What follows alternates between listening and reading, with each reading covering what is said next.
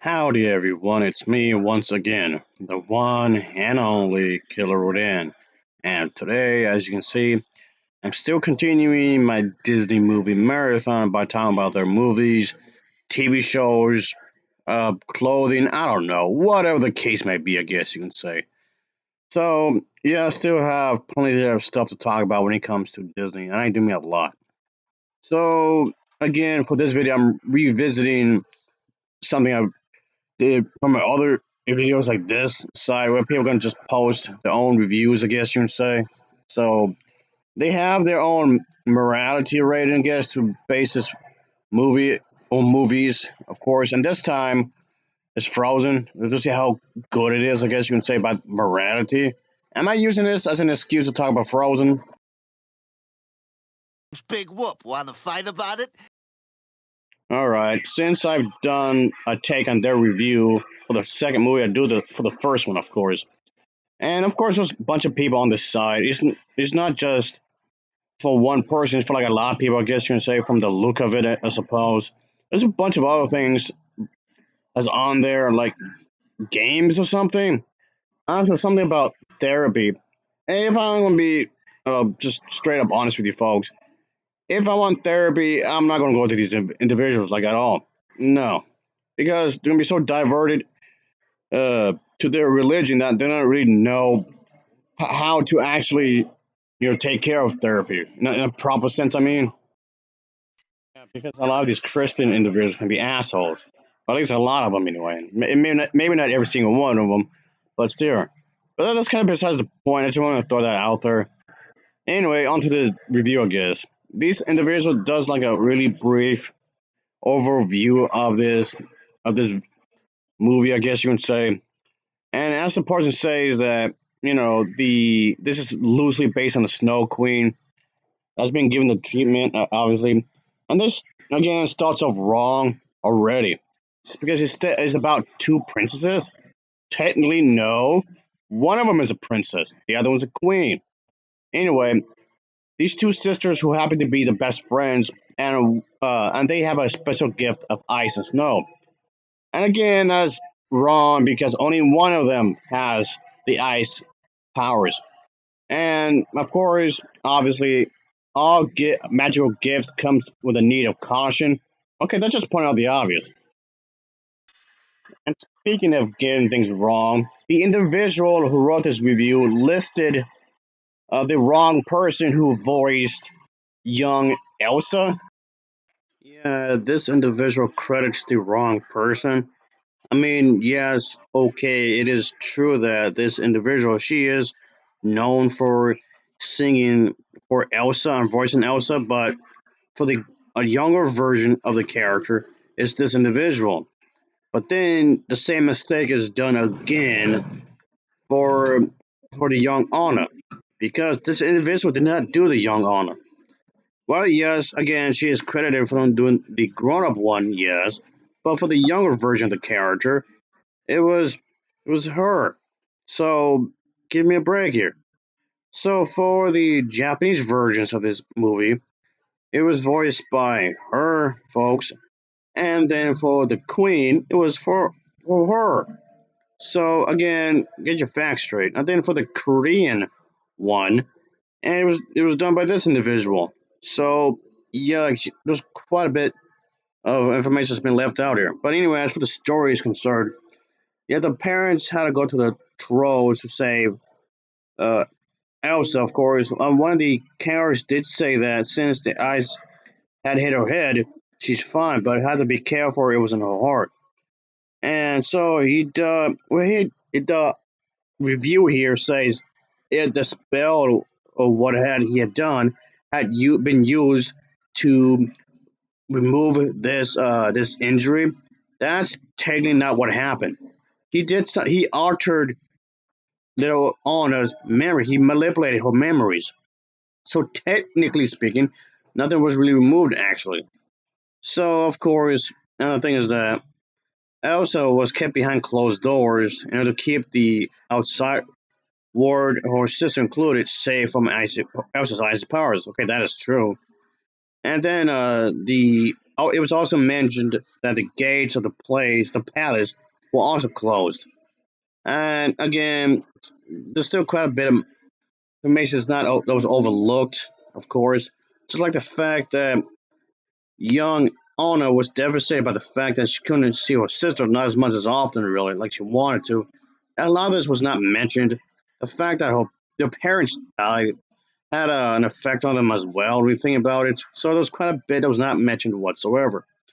And there a lot. Yeah, quite a bit it was overlooked in his review. Like the fact that Olaf was created when they were much younger to only be brought back to life later on in the film during Let It Go. Oh yeah, and the fact that Kristoff was willing to do crazy stuff to help Anna out in the grand sense of the adventure. And speaking of which, the fact that Anna was going to have like a death near experiences to help out her older sister. And also the fact that, speaking of Kristoff, the fact that Anna really didn't believe him when it comes to the true love, and whatnot, and the trolls. That was never brought up. Oh yeah, and the fact that Anna got overly attached to Hans real quick, like too quickly actually. That's because he does something super nice that first time they met, which of course being overly attached too fast can be a problematic, which later on does. So yes, he quickly wanted to have a relationship, but of course that's a really bad idea right there, which Queen Elsa knows that's a problem, and it does create a rift between the two. Then compared to Queen Elsa, yeah, she's more emotionally reserved, maybe too reserved. Yeah, that can be a problematic too. That's the other extreme as well. Emotional attachment disorder. Excuse me if I butchered that. But yes, that both extremes of this does play into the story. One is too quickly to get attached, while the other avoids you like the plague. So yeah, both extremes of this are of course pretty bad. And yes, like I just said, it does create this kind of rift between the two sisters. And yes, in a lot of ways, it really shows in the coronation day, which of course in the story of the film really starts to kick off about 30 minutes into it. This really is displayed here. And of course, this leads Elsa for that one song, Let It Go, which I get to in just a second here. But anyway, Elsa wants to be isolated from everyone because a lot of people are accusing her for witchery and whatnot. And okay, go back to the one song. During that one song, of course, she feels like more her true self, obviously. Even though later on in the movie, she does still show some bits of anxiety and whatnot because she pretty much just wants to be left alone when you think about it. And okay, I could kind of see what's meant by that. Oh yeah, and there's the fact that maybe Hans may be up to something and whatnot. There's a lot. I mean, a lot I can mention here, but point being, again, this is a terrible review concerning the fact there's quite a bit that this review skimmed over. Apparently, this individual did like a spoiler warning, but did a terrible job explaining the overall plot. But I don't want to be too much on this thing, on this aspect of the video, because there's some other part I want to get into right away, folks. Because there's still plenty of wrong to be said in this review. And like I said, this person did a terrible thing here, folks. And oh boy, this part gets really, really dumb, as if it wasn't dumb already. So yeah, the part where Olaf says, "Watch out for my butt." Yeah, that was too sexual. The fact that he mentioned somebody's rear end. I mean, really? Just because he mentioned his bum, his hiney, his ass. Dude, just that fact. What? That was too sexy for you. Also, the fact that the characters may or may not made a reference to a few swear words during the entire thing, even if it's implied. Implying swear words or kind of swearing is somewhat offensive. What? Do you guys remember the fight scene with Hans, his guards, and Elsa? That was deemed too scary. Oh yeah, and the fact that Elsa almost got crushed by the Chandelier, being what that was. That was somehow too scary.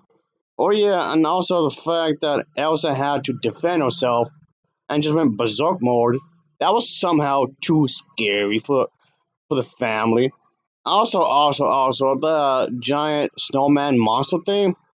Yeah, that was somehow too scary as well. So that had to be edited out. Apparently, according to this person, that was too frightening. Also, remember the one scene of when they were going up the bridge and it got partly destroyed or whatever? That was too violent somehow. Yeah, do you guys remember the first time that Olaf officially met? I guess you can say these characters when he made a reference to yellow snow, which yes, it's a reference to pee. You don't touch the yellow snow. Yeah, pee on snow. That somehow was too much. What? Oh yeah, and the one part of the Yes, it movie is. where But Princess Hans Autumn is made a not a reference to stranger. Oh yeah? What's his last name? you saw manhood Of the and the Southern cock, Isles. the What's his favorite penis, food? Sandwiches. the Best the friend's name? rod, Probably third John. Eye leg, or color. whatever. That was Green. somehow What too size? What sexual size too. doesn't matter. Oh boy. I think worse to make this even worse, more asinine, is the fact that people like this would assume I make this more asinine. People like this would assume that the one thing she does with her shoulder, her whole bare shoulder right here, yes, something like this would be deemed too sexy. I mean, are you serious? That seems like gaslighting. Because that it is. That's very much gaslighting. You're blaming somebody else, I guess, on in this case, for turning you on. So it's her fault that you're horny? So blaming a woman, yes, a woman, which seems kind of sexist, don't you think? Which, yes, it is. Just because you can't control your urges, therefore she should control it for you? What? Huh? Well, I don't see the logic here, like, at all. So, another thing I want to say for a brief moment. Speaking of stuff that seems uh, offensive, I'm not going to be too much on this part either because there's a whole thing I could easily mention here. Yes, the fact that Elsa has magic. Yeah, the fact that Elsa has magic, it's somehow offensive. I mean, what? Uh, don't you think that praying is magic, which it is? Miracles are magic. The fact that Jesus died and was brought back to life somehow, that's magic. Oh, and the fact that God literally worded everything into existence, that's magic. Yeah, that's magic right there. The fact that God Himself, He worded everything into existence, like a genie. Poof, that's magic. Another thing is that this review is claiming that okay, if this positive thing, yeah, it uses the Bible references as well, folks. Yeah, uses this Bible quotes in the review itself, acting as if that this like whole aspect of the movie is the film's redeeming factor, apparently, because all family can stick together. Family should stick together no matter what. You should love, and that's the only thing that really matters is the Christian love. Apparently, the film is using Bible references to show that to conquer the bad things, it has to be love, pain, stuff like this. And apparently, you can only do that with the Bible, which of course is a lie. Because a lot of these individuals seem to believe that the only way you can achieve true love is, of course, some sort of morality, which of course is moronic. They're acting as if this is the absolute only way you can exceed in life to be beautiful, in through Jesus Christ and whatnot.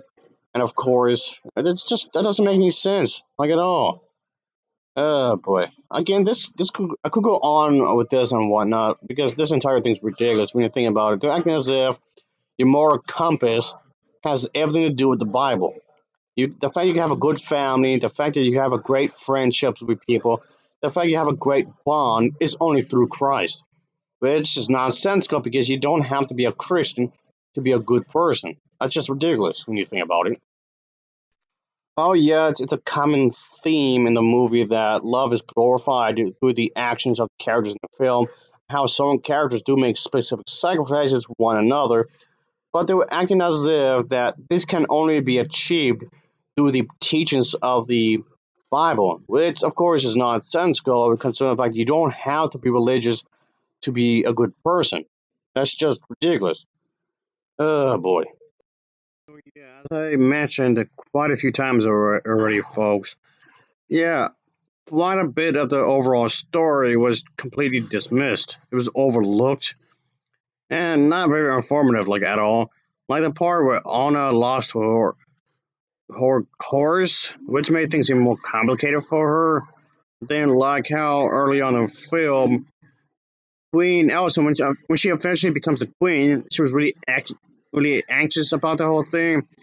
Yeah, there was that, and then the fact that where Anna was pretty much demanding Kristoff to help her out because she's been really feisty. She was really demanding, and she really wanted to get this entire thing done and get it over with. And the fact that her older sister Elsa was kept locked up with those things on her arms for a little while. So that got pretty gloomy there when you think about it. Oh yeah, and the fact that she Anna met up with the trolls and she almost got married with Kristoff right then and there. So like I said, there's quite a bit that wasn't brought up, and there's still a lot that was still wasn't mentioned. Oh boy, this is just what party's constructed. Anyway, as always, thanks for watching and take care. Until next time, see ya. Oh yeah, later. This was really dumb.